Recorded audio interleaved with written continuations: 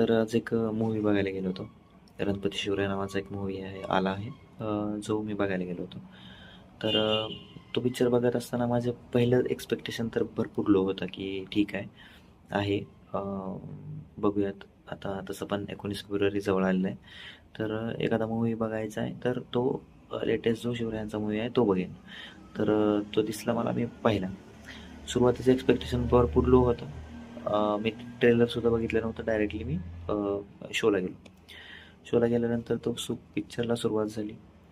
इतका छान पिक्चर बनवला आहे. म्हणजे माझे जेवढे एक्स्पेक्टेशन्स होते त्याच्या भरपूर पुढं त्यांनी जाऊन पूर्ण एक लई महत्त्वाची गोष्ट जी आपल्या महाराष्ट्राच्या इतिहासामध्ये सगळ्यात महत्त्वाची गोष्ट मानली जाते, की शिवरायाचे आपल्या आग्र्यावरून सुटका झाली त्यांची मिठाईच्या बेटारातून, ती त्यांनी दाखवलेलं आहे आणि छान दाखवलं आहे. जिथपर्यंत मला वाटतं तिथपर्यंत त्यांनी थोडासा सिमिलर गोष्टी दाखवण्याचा प्रयत्न केला.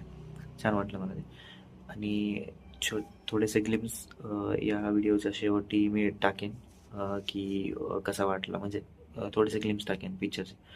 परंतु तुम्ही देखील हा पिक्चर बघून या असं मला वाटतं. कारण मला पूर्ण थिएटर खाली दिसलं. मी, माझा मित्र आणि 7-8 जण आणखी होते. परंतु एवढ्या भारी पिक्चरला इतके कमी पब्लिक असणं थोडंसं मला वियर्ड वाटलं.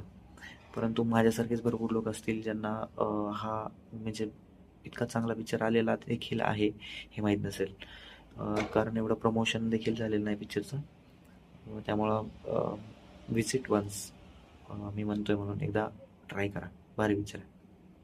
आणि यानंतरचा त्यांनी दुसरा पार्ट येणार आहे 2027ला, दर्या भवानी नावाचा. सेम पिक्चर, सेम म्हणजे त्याचा पुढचा पार्ट येणार आहे असं दाखवलं. छान, ते पण भारी वाटलं मला. एकदा ते पण बघा. CGI देखील जितके मी मराठी आजपर्यंत पिक्चर बघितले त्याच्यापेक्षा बेस्ट CGI आहे या मूवीचा. एवढाच होता माझा रिव्ह्यू.